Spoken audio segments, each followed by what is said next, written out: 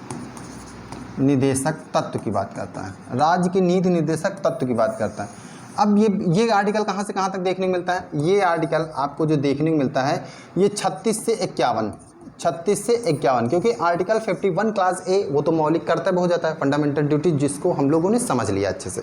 बोलो पूरा concept clear है? ठीक है। ये आर्टिकल 36 to 51 तक होता है डीपीएसपी। यहाँ पर आपको ये चीज़ें याद रखना है।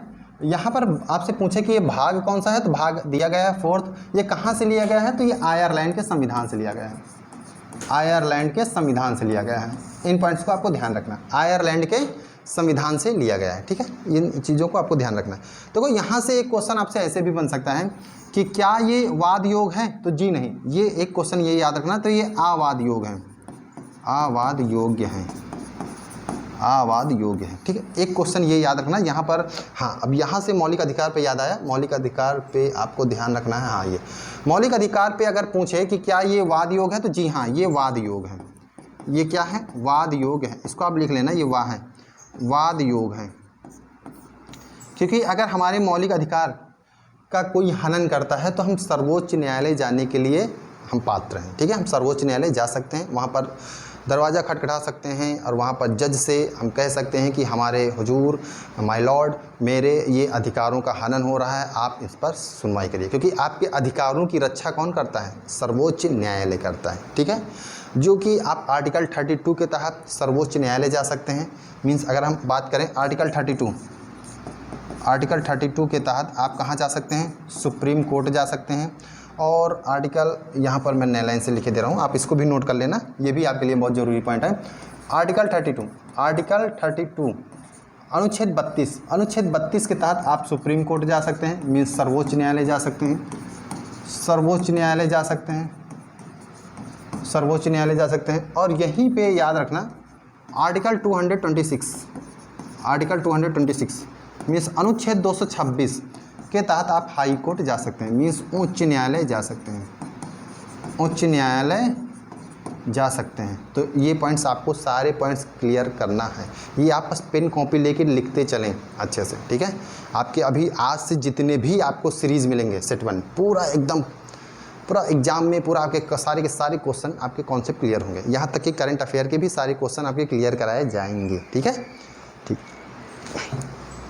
हर एक सब्जेक्ट, मैथ्स, रीजनिंग, हिंदी, सभी इंग्लिश, सभी सब्जेक्ट आपके क्लियर होंगे। ठीक, चलो ये पॉइंट्स आपके क्लियर हैं। ठीक, आई होप कि आप यहाँ पर समझ गए। सारे पॉइंट्स आपके लिए इंपॉर्टेंट है, ये सारे आप लिख लेना, वीडियो को पॉज कर लेना, जहाँ पर आपको लगे कि यहाँ मुझे लिखना है तो आप नोट्स कर लेना। ठीक है, और इस सारे इसकी PDF आपको टेलीग्राम चैनल पर मिल जाएगी। अभी मैं आपको बता दूंगा टेलीग्राम चैनल नेम, वहाँ पर आप ज्वाइन कर लेना, आपको आसानी से सारे PDF आपको मिलते रहेंगे। हाँ, अगर हम यहाँ पर बात करें कि फंडामेंटल ड्यूटीज संविधान के किस भाग में है, तो पार्ट 4A में है। पार्ट 5 में संघ की बात करता है ना, जिसमें आप राष्ट्रपति, मंत्रिपरिषद और प्रधानमंत्री ये सब आप देखते हो पार्ट 5 में। ठीक, आगे हम बात करें, आगे बढ़ें।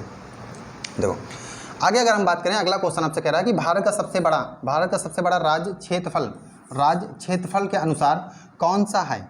तो याद रखना ये ऑप्शन है आपके सामने, तो आप बताइए कि इनमें से सबसे बड़ा राज्य स्टेट क्षेत्रफल के अनुसार कौन सा है? तो याद रखना सबसे बड़ा राज्य जो क्षेत्रफल के अनुसार है वो राजस्थान है। कौन सा है? राजस्थान। देखो एक तो ये टाइप का क्वेश्चन हो, एक आपसे ऐसे भी पूछ सकता है कि सीक्वेंस में, बट ये आपसे SSC GD में ऐसा नहीं पूछेगा कि आप इसका सीक्वेंस बताएं, बट आपको मालूम होना चाहिए, है ना, आपको मालूम होना चाहिए। क्योंकि अभी आपको और भी एग्ज़ाम, मान लो जो बच्चे SSC GD के हैं, कोई मान लो UPP देना चाहें या UPSI देना चाहें, तो उनमें भी आपको काम देगा, बेनिफिट मिलेगा, तो ये समझते चलें। तो अगर हम यहाँ पे बात करें तो यहाँ पे राजस्थान है, राजस्थान के बाद आपको मध्य प्रदेश देखने को मिलता है, मध्य प्रदेश देखने को मिलता है। मध्य प्रदेश के बाद आपको महाराष्ट्र देखने को मिलता है, महाराष्ट्र के बाद आपको उत्तर प्रदेश देखने को मिलता है। ये सीक्वेंस आपको मालूम होना चाहिए, बढ़ते क्रम का है, तो ये चीज़ें आपको मालूम होनी चाहिए कि कौन कौन सी हैं। ठीक है,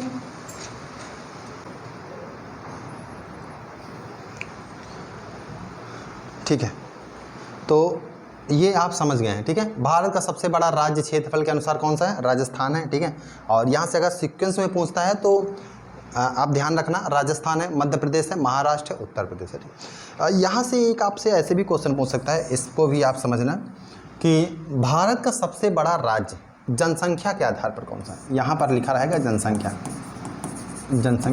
तो जनसंख्या के अनुसार अगर पूछता है तो याद रखना, जनसंख्या के अनुसार मैं यहाँ पे लिखे दे रहा हूँ उत्तर प्रदेश है, आप लोग लिख लेना कौन है, उत्तर प्रदेश है। तो भारत का वह राज्य जो जनसंख्या के आधार पर सबसे बड़ा। तो चलो ठीक है, आगे अगर हम बढ़ जाएँ तो आगे देखिए, क्विट इंडिया मूवमेंट, इस बार हम लोग चलेंगे क्विट इंडिया। नेक्स्ट क्वेश्चन है, क्विट इंडिया मूवमेंट किस वर्ष हुआ है, ठीक है, भारत छोड़ो आंदोलन किस वर्ष हुआ है। तो याद रखना, भारत छोड़ो जो आंदोलन हुआ है वो 1942 में हुआ है। कब हुआ है, 1942 में हुआ है भारत छोड़ो आंदोलन। महात्मा गांधी ने, याद रखना, महात्मा गांधी ने नारा दिया था, इसमें क्या दिया है, डू और डाइस, डू और डाई, ठीक है, करो या मरो का नारा दिया था। आपसे पूछ सकता है करो या मरो, कि करो या मरो का नारा किसने दिया है, तो करो या मरो का नारा किसने दिया है, महात्मा गांधी जी ने दिया है। ठीक, ये पॉइंट्स आपके लिए महत्वपूर्ण होते हैं, इन पर ध्यान देना। नेक्स्ट आगे अगर हम बढ़ें तो यहाँ पर अगला क्वेश्चन है, याद रखना, संविधान सभा के अध्यक्ष कौन थे, संविधान सभा के अध्यक्ष कौन थे, ये आपके 4 ऑप्शन हैं। तो इन पर भी कहो तो आप ट्रीटमेंट कर दिया जाए, थोड़ा सा ट्रीटमेंट कर दिया जाए, जिससे कि आपका कॉन्सेप्ट क्लियर हो जाए। ठीक है, देखो अभी ऐसे मत सॉल्व करो, चाहो तो आप सीधा आंसर बता के आगे बढ़ सकते हो, बट आप और कॉन्सेप्ट क्लियर हो जाता है, इससे आपका प्रैक्टिस और रिवीजन दोनों हो जाते हैं। और हमेशा मैं कह रहा हूँ कि आप नोट्स बनाते चलें, तभी आप एक अच्छी तैयारी कर सकेंगे। ठीक है, चलो हम बात करेंगे संविधान सभा के विषय में। संविधान सभा के विषय में बात करें, अच्छे समझना, कॉन्स्टिट्यूएंट असेंबली सभा।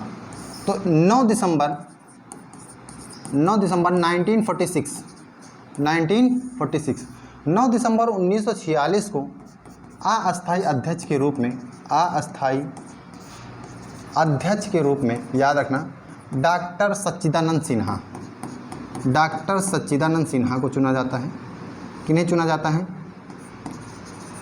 सच्चिदानंद सिन्हा, डॉक्टर सच्चिदानंद सिन्हा को चुना जाता है। ठीक है, क्यों चुना जाता है, क्योंकि ये कॉन्स्टिट्यूएंट असेंबली संविधान सभा में एक बुजुर्ग वरिष्ठ नागरिक होते हैं, इसलिए इनकी महत्व को, इन्हें सम्मान देने के लिए इन्हें चुना जाता है। जो कि फ्रांस के संविधान से ये लिया गया था कि आप भी जैसे कोई घर में कोई बड़ा काम करते हैं तो उस काम की महत्व देने के लिए सबसे पहले घर के बड़े बुजुर्ग से सलाह मुशायरा लिया जाता है ना। तो उसी तरह अस्थायी अध्यक्ष के रूप में डॉक्टर सच्चिदानंद सिन्हा को चुना जाता है। याद रखना, अगली डेट याद रखना, ध्यान देना, यहाँ पर 11 दिसंबर 1946 को अस्थायी अध्यक्ष के रूप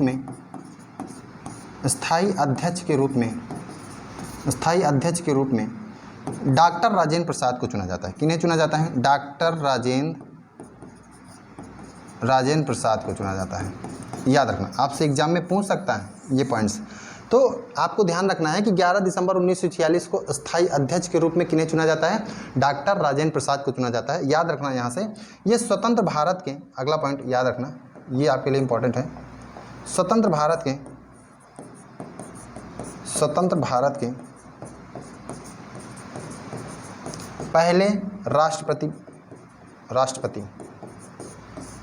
ठीक है, ये क्या होते हैं, स्वतंत्र भारत के पहले राष्ट्रपति होते हैं। ठीक है, कौन, डॉक्टर राजेंद्र प्रसाद। ये पॉइंट्स आपके लिए काफ़ी इंपॉर्टेंट हो जाता है, तो ये पॉइंट्स आपको ध्यान रखना है कि 11 दिसंबर 1946 को अस्थायी अध्यक्ष, परमानेंट है ना, आपको देखना है, परमानेंट अस्थायी अध्यक्ष डॉक्टर राजेंद्र प्रसाद को चुना जाता है, जो कि स्वतंत्र भारत के पहले राष्ट्रपति होते हैं। ठीक है ना, और वो टेम्पररी होते हैं अस्थायी अध्यक्ष के रूप में, आपको ध्यान रखना है। यहाँ से एक पॉइंट और याद रखना, अगर ये पॉइंट्स आप नोट्स बना लेना, यहाँ पर एक पॉइंट और ध्यान देना कि 13 दिसंबर नेक्स्ट पॉइंट, 13 दिसंबर 1946 को पंडित जवाहरलाल, क्योंकि मैं ये पॉइंट इसलिए बता रहा हूँ क्योंकि यहाँ से आपके जो ऑप्शंस हैं, क्वेश्चन में जो आप ऑप्शन देखोगे वहाँ पर एक ऑप्शन पंडित जवाहरलाल नेहरू का रहेगा, तो उनका क्या रोल था, ये 13 दिसंबर 1946 में उनके विषय में भी हम लोग चर्चा कर लेते हैं। ठीक है, तो देखो पंडित जवाहरलाल नेहरू क्या पेश करते हैं, उद्देश्य प्रस्ताव, है ना, उद्देश्य प्रस्ताव पेश करते हैं, उद्देश्य प्रस्ताव जिसे ऑब्जेक्टिव रेजोल्यूशन बोला जाता है, उद्देश्य प्रस्ताव पेश करते हैं। ठीक है, कब पेश करते हैं, 13 दिसंबर 1946। यही आगे चलकर प्रस्तावना का आधार बनता है। क्या बनता है, यही आगे चलकर प्रस्तावना का आधार बनता है, ठीक है, अब आपसे ऐसे भी क्वेश्चन पूछ सकता है, ठीक, कि उद्देश्य प्रस्ताव किसके द्वारा पेश किया गया था, तो पंडित जवाहरलाल नेहरू के द्वारा। कब पेश किया गया था, 13 दिसंबर 1946 में, ठीक है। देखो आपके एग्जाम ओरिएंटेड डेटा आपको कैच करना है, जिससे कि आप अच्छे से कलेक्ट कर सकें डेटा और समझ में आ जाए ना। तो यहाँ से बात करें संविधान सभा के अध्यक्ष। अब यहाँ से एक पॉइंट और क्लियर करना, क्या करें, जब आप छेड़ देते हो इतना तो वो बातें आ ही जाती हैं। देखो समझना है, अब यहाँ से देखो, यहाँ से अब आपके लिए एक पॉइंट निकल के आता है प्रस्तावना। अब आपको तैयारी कैसे करनी है, तो अब आप एक बार आप पॉलिटी में प्रियम्बल चैप्टर है, प्रियम्बल प्रस्तावना वहाँ पर आप अच्छे से जाकर एक बार खुद से आगे आप पढ़ रहे हो, जहाँ भी पढ़ रहे हो, तो ये टॉपिक आपको मिल गया होमवर्क में कि हाँ हमें प्रस्तावना भी देख लेना है एक बार। तो ये आपके नोट्स में ऐड ऑन कर लो कि हाँ हमें प्रस्तावना होमवर्क टाइप में देखना है। तो इस टाइप में आपका कॉन्सेप्ट पूरा क्लियर हो जाता है, ठीक है। आगे अगर हम लोग बढ़ें तो यहाँ से आई होप कि आप समझ गए। अब आइए सीधा क्वेश्चन पे। क्वेश्चन आपसे कह रहा था कि संविधान सभा के अध्यक्ष कौन थे, तो डॉक्टर राजेंद्र प्रसाद थे। जवाहरलाल नेहरू उद्देश्य प्रस्ताव पेश करते हैं 13 दिसंबर 1946 में, और जो कि प्रस्तावना का आधार बनता है। बी.आर. अम्बेडकर ये ड्राफ्टिंग कमेटी के अध्यक्ष होते हैं। ड्राफ्टिंग कमेटी के क्या होते हैं, अध्यक्ष होते हैं। अब यहाँ से ड्राफ्टिंग कमेटी में कौन कौन से अध्यक्ष होते हैं, कितने अध्यक्ष होते हैं, कितने अध्यक्ष इसमें रहते हैं, तो इन सभी के विषय में आपको चर्चा करना अनिवार्य है। तो ये भी आपके लिए एक होमवर्क हो जाता है। तो ऐसे भी आप तैयारी अच्छे से करें, ठीक है, इस पर ध्यान दें। सरदार पटेल का क्या रोल था, तो याद होना चाहिए कि सरदार पटेल राज्यों का एकीकरण करने में एक उनकी महत्वपूर्ण भूमिका होती है, ठीक। तो इन्हें लौह पुरुष आयरन मैन के नाम से भी जाना जाता है ना। यूनिटी ऑफ स्टेचू, जिसके विषय में आपने पढ़ रखा होगा, कितने किलोमीटर है, क्या है, कहाँ पर सिचुएटेड है, इनके विषय में भी आपको नॉलेज होना चाहिए। तो ठीक है, एक ये आपके लिए होमवर्क हो जाता है, ठीक। तो ये पॉइंट्स हैं, आपको तैयारी करना है तो आप ऐसे ही तैयारी करें, आपकी एक बेस्ट तैयारी होगी, ठीक है। आगे चलो, नेक्स्ट है आपसे पूछेगा ऑपरेशन फ्लड किससे संबंधित है, ठीक। तो ये आपके 4 ऑप्शन हैं। अब आप लोग बताइए कि ऑपरेशन फ्लड किससे संबंधित है, क्या बता रहे हो। हाँ नहीं ठीक है, हाँ नोट्स उसको बनाते रहो, वैसे ही कोरिलेट करो, ठीक।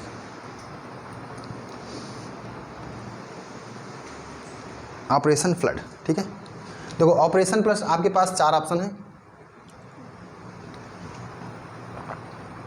हरित क्रांति, श्वेत क्रांति, दुग्ध उत्पादन, नीली क्रांति, स्वर्ण क्रांति, है ना।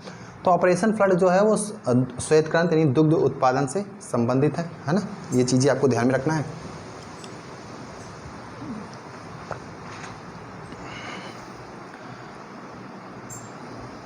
चलिए इस पर चर्चा करते हैं, अच्छे से कॉन्सेप्ट इसका क्लियर करते हैं।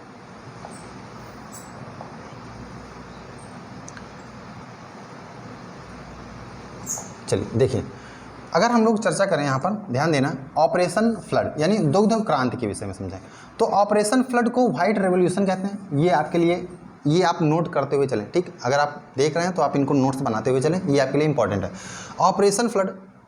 ऑपरेशन फ्लड को व्हाइट रेवोल्यूशन भी कहा जाता है। इसे राष्ट्रीय डेयरी विकास बोर्ड NDDB है ना ने 1970 में शुरू किया, ठीक। उद्देश्य था भारत को दुनिया का सबसे बड़ा दुग्ध उत्पादन बनाना, ठीक है, दुग्ध उत्पादन बनाना। इस योजना के तहत आनंद पैटर्न मीन्स अमूल मॉडल, क्या है, अमूल मॉडल को पूरे देश में लागू किया गया। किसानों को सीधे बाजार से जोड़कर बिचौलिया जो होते हैं उनको हटाया गया, ठीक है, उनको हटाया गया, याद रखना, ठीक है। आगे अगर हम लोग समझें तो यहाँ पे भारत के विषय में बात कर रहे हैं कि भारत की प्रमुख क्रांतियाँ, रेवोल्यूशन ऑफ इंडिया, जो क्रांति हैं उनको हम लोग समझेंगे वो क्रांति किस क्षेत्र में है, और प्रमुख व्यक्ति के विषय में समझेंगे कौन फादर है, जैसे है ना, वो आपके लिए एग्जाम के लिए ज़रूरी है। हरित क्रांति की बात करें, ग्रीन रेवोल्यूशन, तो ये आपके कृषि के लिए काम करता है, कृषि क्षेत्र में काम करता है, जैसे गेहूँ धान है ना, कृषि क्षेत्र में काम करता है, और इसके फादर हैं डॉक्टर MS स्वामीनाथन, ठीक। श्वेत क्रांति की बात करें, व्हाइट रेवोल्यूशन की बात करें तो ये दुग्ध उत्पादन के लिए है, क्षेत्र में काम करते हैं, इनके फादर हैं डॉक्टर वर्गीस कुरियन, ठीक। हम बात करें नीली क्रांति की, ब्लू रेवोल्यूशन की, तो नीली क्रांति किस क्षेत्र में काम करता है, मत्स्य उत्पादन में काम करता है, ठीक है, मछली उत्पादन बढ़ाने में। पीली क्रांति की बात करें जिसे येलो रेवोल्यूशन कहते हैं, ये तिलहन उत्पादन के क्षेत्र में काम करता है, ठीक है। बात करें अगला सिल्वर क्रांति की, तो सिल्वर क्रांति जो है वो अंडा पोल्ट्री उत्पादन में काम करता है, क्षेत्र में काम करता है। भूरी क्रांति की बात करें जिसे ब्राउन रेवोल्यूशन कहते हैं, तो ये चमड़ा कोको उत्पादन के क्षेत्र में काम करता है। ठीक है, चलो नेक्स्ट आगे हम लोग बात करें। यहाँ पर स्वर्ण क्रांति की बात करें, गोल्डन रेवोल्यूशन की बात करें, तो ये बागवानी फल फूल उत्पादन के क्षेत्र में काम करता है। ठीक है। धूसर क्रांति की बात करें जिसे ग्रे रेवोल्यूशन कहते हैं, तो ये खाद्य उत्पादन के क्षेत्र में काम करता है। काली क्रांति की बात करें तो ये पेट्रोलियम उत्पादन के क्षेत्र में आदमी काम करता है। तो यहाँ से भी आपके एग्जाम में आपको क्वेश्चन देखने को मिलते हैं। ठीक है, तो ये आपके परीक्षा की दृष्टिकोण से काफ़ी महत्वपूर्ण बन जाता है। ठीक, आई होप कि आप ये समझ गए अच्छे से। ठीक, तो यहाँ पर हम लोग समझते हैं नेक्स्ट क्वेश्चन। यूएनओ का मुख्यालय, तो यूएनओ का मुख्यालय आपको बता दिया गया है कहाँ पर है, न्यूयॉर्क यूएसए में। ठीक है, चलो नेक्स्ट। प्रोजेक्ट टाइगर कब शुरू किया गया? तो प्रोजेक्ट टाइगर आपको मालूम होना चाहिए कि 1973 में 1973 में प्रोजेक्ट टाइगर शुरू किया गया। ठीक, आप यहाँ से एक पॉइंट जरूर देख लेना, all tiger reserve in India, मैंने यूट्यूब पर उसको डाल रखा है, आप ज़रूर उसको जाके देख लो, चेक कर लो वर्तमान में कितने प्रोजेक्ट मिस टाइगर रिजर्व हैं वर्तमान में। ठीक है, और किस स्टेट में सबसे बड़े टाइगर रिजर्व हैं, सबसे बड़ा टाइगर किस स्टेट में है, सबसे छोटा टाइगर रिजर्व किस स्टेट में देखने को मिलता है, और सर्वाधिक टाइगर रिजर्व किस स्टेट में देखने को मिलता है। तो ये वहाँ पर मैप के द्वारा आपको दिखाया गया है, दर्शाया गया है, जिससे कि आपका एक कॉन्फिडेंस क्रिएट होगा। ठीक, तो आई होप कि आपने पूरा कॉन्सेप्ट समझा होगा, और यहाँ से आप जैसे SSC GD की तैयारी कर रहे हो तो वो उसका भी आपका पूरा कॉन्सेप्ट क्लियर हुआ होगा। ये मैं यूट्यूब वाले बच्चों के लिए भी कह रहा हूँ, और आप लोग तो समझ ही रहे हो कैसे समझना है, कैसे कॉन्सेप्ट क्लियर करना है। तो मैं यही यूट्यूब वाले बच्चों से कहना चाहता हूँ कि आप तैयारी कर रहे हैं जैसे SSC GD की, तो ये क्लास स्पेशली SSC GD के लिए ही लाई गई है। तो यहाँ पर आपको पूरा कॉन्सेप्ट समझना है, क्लियर करना है, किस टाइप से हमें क्वेश्चन को समझना है। अब 20 क्वेश्चन जो 40 मार्क्स के होते हैं वो आपको बहुत महत्वपूर्ण है। तो इसी तरह हम लोग हर एक सीरीज़ को कराएंगे। GS GK हो गया, आपको रीजनिंग हो गया, मैथ्स हो गया, हिंदी हो गया, जो हिंदी लिए हैं हिंदी, इंग्लिश लिए हैं इंग्लिश, है ना, और उसी तरह पूरा एक एक कॉन्सेप्ट हम लोग करते हुए चलेंगे, जिस और आपके एक अप्रोच हो कि हाँ हमें इस टाइप से कॉन्सेप्ट क्लियर करना है और इस तरीके से मुझे आगे बढ़ना है। तो आई होप कि आपने पूरा समझा होगा। तो अगर आपको समझ में आया है, आपको ये पूरा कॉन्सेप्ट क्लियर हुआ है, और आप प्लीज़ इसका नोट्स बना लेना है। और यकीन मानो जितना मैं बता रहा हूँ, अगर आप इतना कर लेते हैं तो आपको वर्दी पहनने से कोई नहीं रोक सकता है। जितना मैं कह रहा हूँ, अगर आप कॉन्सेप्ट पूरा आपका क्लियर है, मैं जैसे आपको तैयारी करा रहा हूँ, अगर आप वैसे कर लेते हैं तो मैं श्योर कह सकता हूँ कि आपको वर्दी पहनने से कोई नहीं रोक सकता। तो अगर आपको वीडियो पसंद आया हो तो ज़रूर अपने भाई दोस्तों तक इसको शेयर करें, जिससे कि वो भी इसका फ़ायदा उठा सकें। और सब्सक्राइब करना ना भूलें, सब्सक्राइब जरूर करें और लाइक भी करें, और हमें ये भी बताएं कि आप इस वीडियो से कितना कुछ क्या क्या सीखें। ठीक है, तो मिलते हैं नेक्स्ट वीडियो में, और आपको एक नए कॉन्सेप्ट के साथ मिलेंगे, और नए क्वेश्चन होंगे। वहाँ पे एग्जाम ओरिएंटेड क्वेश्चन रहेंगे, ज़्यादा इधर उधर कुछ नहीं, सिर्फ हमें एग्जाम ओरिएंटेड पढ़ना है। हमारी परीक्षा के दृष्टिकोण से क्या कितना महत्वपूर्ण है, हमें वो सब सीखना है। ठीक है, तो मिलते हैं नेक्स्ट वीडियो में, बने रहिए हमारे साथ, तब तक के लिए धन्यवाद।